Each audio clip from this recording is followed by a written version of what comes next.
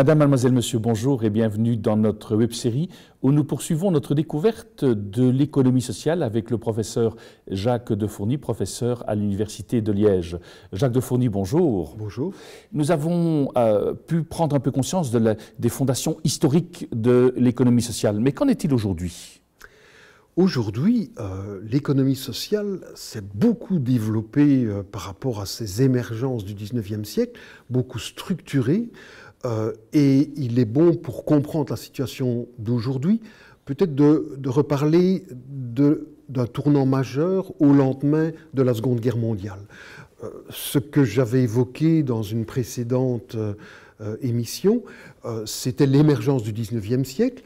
Et en gros, je saute les deux grandes guerres mondiales qui forcément bouleversent un peu le paysage, mais au lendemain de la Deuxième Guerre mondiale, ce qui est à l'ordre du jour, c'est l'installation j'allais dire en français, d'État-providence, de sécurité sociale, mais j'aime mieux le terme anglais, le welfare state. Un État qui décide de généraliser le bien-être par toute une série de politiques. Et en particulier dans le champ de la santé, qui est toujours central évidemment, l'État belge aurait pu dire c'est très beau tout ce que vous avez fait jusqu'à présent, vous mutuelles qui êtes des milliers, mais nous, État belge, nous allons nous appuyer plutôt sur vous, plutôt que de vous faire disparaître. Parce que vous êtes ancrés dans la société, vous avez suscité énormément d'initiatives citoyennes, eh bien gardons ce potentiel citoyen et nous allons, nous, État belge, organiser la généralisation de la protection sociale en créant l'Institut national d'assurance maladie et invalidité, mais vous, mutuelles, vous resterez l'interface entre cette grande administration financière de la protection sociale et le citoyen.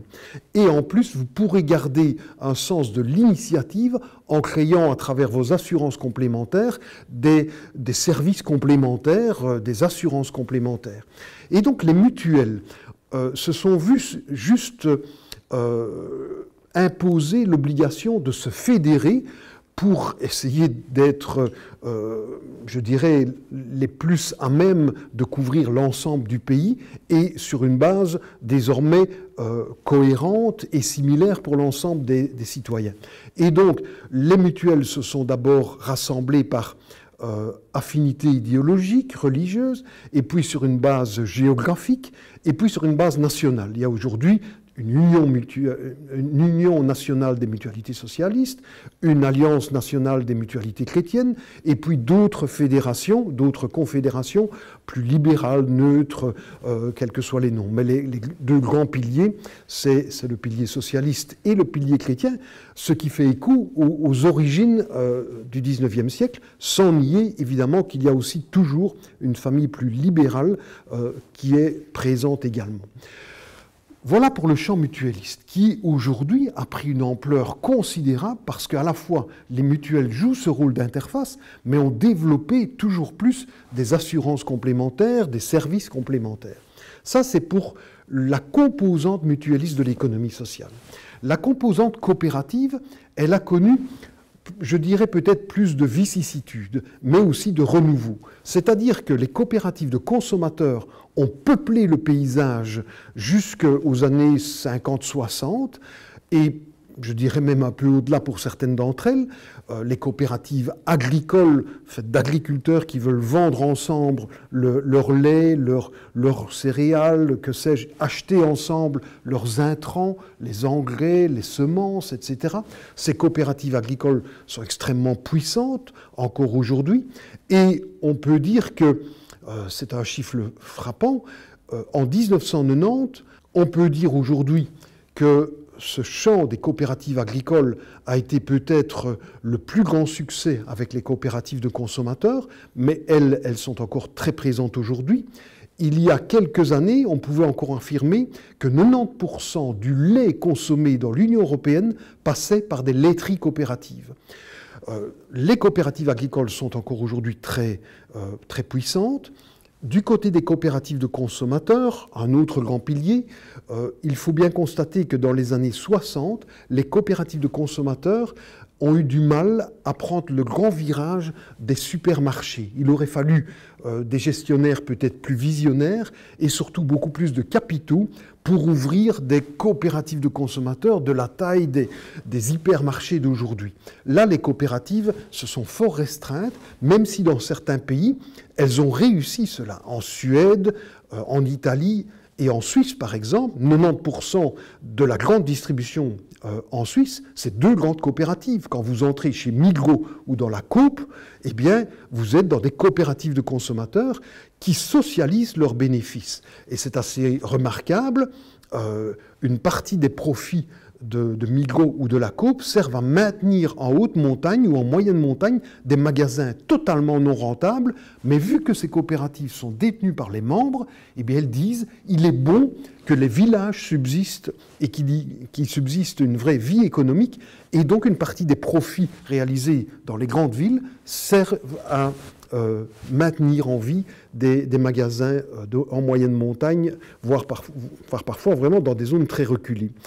Donc, les coopératives de consommateurs plus faibles aujourd'hui, mais pas dans tous les pays. Les coopératives agricoles encore très présentes. Les coopératives de crédit, d'épargne et de crédit se sont développées dans le monde entier. Et à l'échelle du monde, c'est la forme la plus diffusée. Dans les pays du Sud, dans les pays en développement, c'est l'endroit où le citoyen lambda, qu'il soit rural ou urbain, sent que son épargne est la mieux en sécurité. Même s'il y a des grandes banques dans les villes, elles ne vont que très peu dans les campagnes et dans le secteur informel des villes. Ces coopératives d'épargne et de crédit sont vraiment un instrument majeur pour financer le développement de tas de projets. Chez nous, il y a eu de grandes banques coopératives, comme la CERA, surtout flamande, la BACOP, la CODEP, mais malheureusement chez nous, elles ont fusionné avec des grandes structures plus capitalistes, et on ne peut plus dire qu'il y a énormément de grandes banques coopératives. Mais en Allemagne, les caisses Raiffeisen, au Québec, la première banque du Québec, ce sont les caisses de jardin. En France, le Crédit Mutuel, les banques populaires, le Crédit Agricole, tout ça relève du secteur coopératif. Chez nous, il faut bien reconnaître que ces banques coopératives connaissent une petite renaissance à travers d'initiatives citoyennes, mais les grandes banques ont disparu, ou à peu près.